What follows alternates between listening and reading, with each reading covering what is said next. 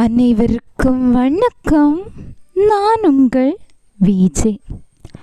தனி கொடுத்தனும் ஏன் பாலகிருஷ்ணன் எழுதியிருக்காத. சரியா, வாங்க பார்க்கலாம்.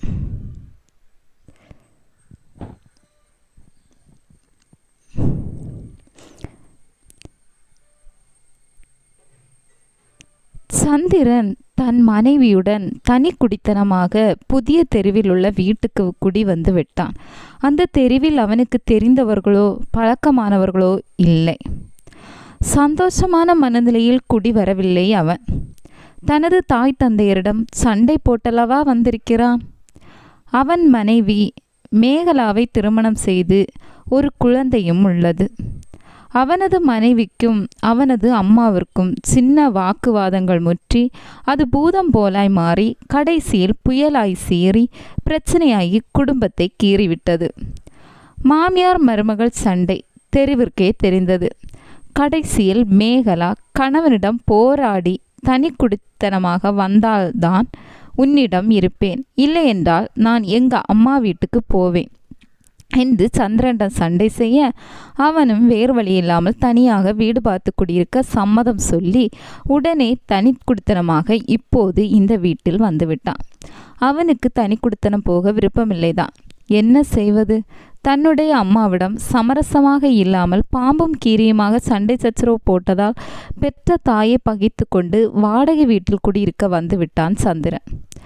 3 வயது குழந்தையை தூக்கி கொண்டு மனைவியால் மனவேதனையுடன் இதயத்தை இரும்பாக்கி வந்துவிட்டான். இதற்கு முன்பாக அவன் தன்னுடைய மனைவி மேகலாவிடம் முடிந்தவரை சொல்லியும் பார்த்தான். ஆனால் அவள் பிடிவாதமாக, உங்க அம்மா என்னை எதிரியா நினச்சி சின்ன சின்ன விஷயங்களை பெரிய பிரச்சனையாக ஆக்கி சண்டைக்கு வர்றாங்க. அவங்க இருக்கிற வீட்டில் நான் இருக்க மாட்டேன் என்று கூறி அவனை அவசரமாக வீடு பார்க்க சொல்லி தனி குடித்தனமாய் வந்துவிட்டான். அவர்களை வீட்டை விட்டு வெளியேறும்போது சந்திரனுடைய தாயும் தந்தையும் கண்கள் கலங்கின. அவர்களை வேண்டாம் போகாதீங்க என்று கூறியும் சந்திரன் கேட்கவில்லை. நீங்கள் என் பொண்டாட்டிக்கிட்ட அனுசரித்து போகாமல் எந்த நேரமும் சண்டைகளை போட்டால் நான் என்ன செய்ய முடியும் என்றவாறே மனைவிடன் வெளியேறிவிட்டான். அவனுக்கு ஒரு பக்கம் தன்னுடைய அம்மா அப்பாவை பிரிந்து வந்து வேதனைப்பட்டான். அவன் இப்போது சூழ்நிலை கைதியாகிவிட்டானே. அவன் நினைத்தால் தன் மனைவியை சத்தம் போட்டு, நீ எங்கள் அம்மா அப்பா கிட்ட அனுசரித்து போறியா இல்லையா என்று கண்டித்திருக்கலாம். ஆனால் அவன் மனைவி பேச்சே மந்திரம் என்றல்லவா இருந்து விட்டான். சந்திரன் தனியார் நிறுவனத்தில் தொழிலாளியாக பணிபுரிபவன். முன்பெல்லாம் வாங்கும் சம்பளத்தை மனைவியிடம் கொடுக்காமல் தன் பெற்றோரிடம் கொடுத்து குடும்ப நிர்வாகத்தை பார்க்க சொல்வான். இது மனைவி மேகலாவிற்கு பிடிக்கவில்லை. சம்பளத்தை தம்மிடம் தராமல் அவனுடைய பெற்றோரிடம் தருகிறானே என்று ஆரம்பத்தில் மனதுக்குள் குமருவாள். ஆனாலும் இதை அவள் வெளிக்காட்டவில்லை. அவள் சில நேரங்களில் தனியே உட்கார்ந்து எதையோ பலமாக சிந்தித்து கொண்டிருப்பாள். இதை சந்திரனின் தாய் கவனித்திருக்கிறாள்.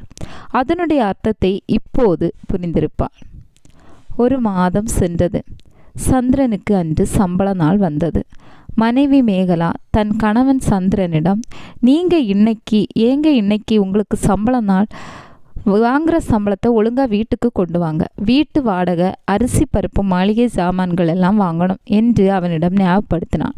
சரி, சம்பளத்தை வாங்கி வீட்டுக்கு தானே கொண்டு வருவேன், இன்னைக்கு சாயந்தரம் அரிசி பருப்பு வாங்குவோம் என்றபடி வேலைக்கு புறப்பட்டான் சந்திரன்.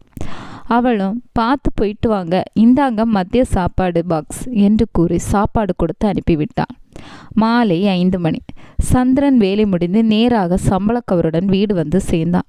மேகலா அவனுக்காகவே காத்திருந்தவள் அவனை முகமலர்ச்சியுடன் வீட்டிற்குள் அழைத்து சென்றாள். அவன் வீட்டினுள் வந்ததும் அவனுக்கு காஃபி போட்டு கொடுத்தாள். அவன் காஃபியை பருகிவிட்டு தன்னுடைய சம்பளக்கவரை அவளிடம் கொடுக்க அவள் மனம் பூரிப்புடன் வாங்கினாள். வாங்கி முடித்ததும் இருவரும் உட்கார்ந்து 1 மாத செலவு கணக்கை பற்றி பேசின. வீட்டு வாடகை, அரிசி பருப்பு மற்றும் இதர செலவுகளின் விவரத்தை பேசின. பேசும்போது சந்திரனுக்கு தன்னுடைய தாய் தந்தையர் நினைவில் வரவே மனைவியிடம், மேகலா, நம்ம குடும்ப செலவு போக கொஞ்சம் பணத்தை அம்மா அப்பா செலவுகளுக்கு கொடுக்கலாம்னு என சொல்ல, அதற்கு மேகலா, இதோ பாருங்க, நம்ம தனி குடித்தனம் வந்துட்டோம், நமக்கு 1008 செலவுகள் இருக்குது, இப்போ போய் அவங்களுக்கு பண உதவி செய்யலாம்னு சொல்கிறீங்க, வயதானவர்களுக்கு என்ன செலவு வரப்போகுது, அதான் கவர்மெண்ட் உதவித்தொகை கொடுக்குறாங்கல்ல, அதை வச்சு அவங்க பொழைச்சிடுவாங்க என்றாள். அதற்கு அவன், அதுக்கில்ல மேகலா, ஏதோ கொஞ்சம் கொடுப்போம். நான் சொன்ன கேளுங்க, இந்த மாதம் சம்பளத்தை வச்சு எப்படி சமாளிக்கிறதுன்னு நானே யோசிக்கிறேன். நீங்கள் என்னடான்னா உங்கள் அம்மா அப்பாவுக்கு கொடுக்கலான்னு சொல்கிறீங்க? முதல்ல நான் சொல்கிறத கேளுங்க, அப்புறம் பார்ப்போம் என்று கண்டிப்புடன் பேச அவனும் வேறு வழி இல்லாமல் பேசாமல் இருந்து விட்டான். சரி, புறப்படுங்க, கடைக்கு போவோம், வீட்டுக்கு தேவையானதை வாங்குவோம் என்றாள். சந்திரனும் சரி வா போகலாம் என்று இருவரும் வீட்டுக்கு தேவையான மளிகை சாமான்கள் வாங்க வீட்டை பூட்டி புறப்பட்டன. ஒரு வாரம் சென்றது. சந்திரன் வேலைக்கு போய்விட்டு மாலை பதற்றத்துடன் வீட்டுக்கு வந்தான். மேகலா, என்னை எங்கள் கம்பெனி விஷயமா வெளியூர் வேலைக்கு இன்னைக்கே போக சொல்கிறாங்க. நான் வர்றதுக்கு 10 நாள் ஆகும். அது வரைக்கும் நீ இங்கே தனியாக இருக்க வேணாம். குழந்தையோட உங்கள் அம்மா வீட்டுக்கு போயிடு. நான் 10 நாள் வேலை முடிஞ்சு உன்னை கூப்பிட வர்றேன். வா, இப்போவே உங்கள் வீட்டுக்கு போவோம். நான் உன்னை விட்டுட்டு வர்றேன் என்று அவன் சொல்லவும், ஐயையோ, எங்கள் அப்பா அம்மா அண்ணன் தம்பிகளோட அவங்க வெளியூர் டூருக்கு போயிட்டாங்களாம். அவங்க வர்றதுக்கு 1 வாரம் ஆகுமா, அம்மா தான் சொன்னாங்க என்றதும் சந்திரனுக்கு கோபம் வந்தது. யாரை கேட்டு டூருக்கு போனாங்களாம்? எங்கிட்ட நீ சொல்லி இருக்கலாம்ல. இது என்னங்க வம்பா போச்சு? டூருக்கு அவங்க முடிவெடுத்து போயிருக்காங்க. இதுக்கு அவங்கள போய் எப்படி குற்றம் சொல்லலாம்? அதுக்குள்ள மேகலா, இப்போ வெளியூர் வேலைக்கு நான் கண்டிப்பாக போய் ஆகணும். நீ எப்படி வீட்டில் தனியாக இருப்ப? அதாங்க எனக்கும் ஒன்றும் புரியலை. நம்ம வீட்டில் தனியாக 10 நாள் இருந்துடுவேங்க. நீங்கள் தைரியமாக நீங்கள் வேலைக்கு போங்க, நான் சமாளிச்சுக்கிறேன். அறிவில்லாமல் பேசாத நீ. பச்சை குழந்தையை விட்டு தனியாக, அதுவும் பழக்கமில்லாத தெருவில், யாரோட ஆதரவும் இல்லாமல் நீ மட்டும் ஒத்தையில் இருக்க முடியுமா? புரிஞ்சுதான் பேசுறியா என்று கத்தினான் சந்திரன். ஏங்க நீங்கள் என்னங்க என் மேலே கோபப்படுறீங்க என்று பதில் சொல்ல, அதற்கு சந்திரன், நான் அப்போவே சொன்னேன், எங்கள் அம்மா அப்பா வீட்டில் இருக்கிறப்ப அவசரப்பட்டு தனி குடித்தனமாக போக வேண்டாம்னு சொன்னேன். நீ கேட்டியா? இப்போ பாரு, நான் வெளியூர் வேலைக்கு போகிறப்ப எவ்வளவு பிரச்சனை ஆகுதுன்னு. உடனே மேகலா இடைமறுத்து, இப்படி எங்கள் அம்மா அப்பா திடீர்னு டூருக்கு போவாங்கன்னு யார் எதிர்பார்த்தா? தன் தாய் தந்தையை மேகலா கடிந்து கொண்டாள். இவ்வாறு கணவனும் மனைவியும் வீட்டு வாசலில் நின்று கொண்டு ஒருத்தரை ஒருத்தர் குற்றம் சொல்லிக்கொண்டு வாக்குவாதம் செய்து கொண்டிருந்தன. சந்திரன், எனக்கு பதிலாக வேறு ஆள்களும் வெளியூர் பணிக்கு போக மாட்டார்கள். இந்த தடவை நான் தான் போய் ஆக வேண்டும்னு கம்பெனிலேருந்து கண்டிப்புடன் சொல்லிவிட்டாங்க. என்ன செய்கிறது? உன்னை யாருடைய வீட்டில் கொண்டு போய் விடுறது? இந்த தெருவில் எனக்குன்னு சொந்தக்காரங்க யாரும் இல்லை. யார் வீட்டுக்கும் போக முடியாது. யாரையும் எனக்கு தெரியாது. என்னதான் செய்கிறது என்று புலம்பும் நேரத்தில் சந்திரா என்று குரல் கேட்டது. திடீரென்று குரல் கேட்கவும் அதிர்ச்சியுடன் அவன் திரும்பி பார்த்தான் சந்திரன். அங்கே வெளியில் சந்திரனின் தாய் அன்னம் நின்று கொண்டிருந்தாள். இதை இருவரும் எதிர்பார்க்கவில்லை. இருந்தாலும் அந்த நேரத்தில் தன்னுடைய அம்மாவை பார்த்ததும் அம்மா என்று வாய் விட்டு சத்தம் போட்டு வேகமாக ஓடிப்போய் தாயின் கரங்களை பிடித்து கொண்டான். நான் எல்லா விஷயத்தையும் கேள்விப்பட்டேன்டா. நான் இருக்கிறப்ப நீ ஏண்டா கலங்குற?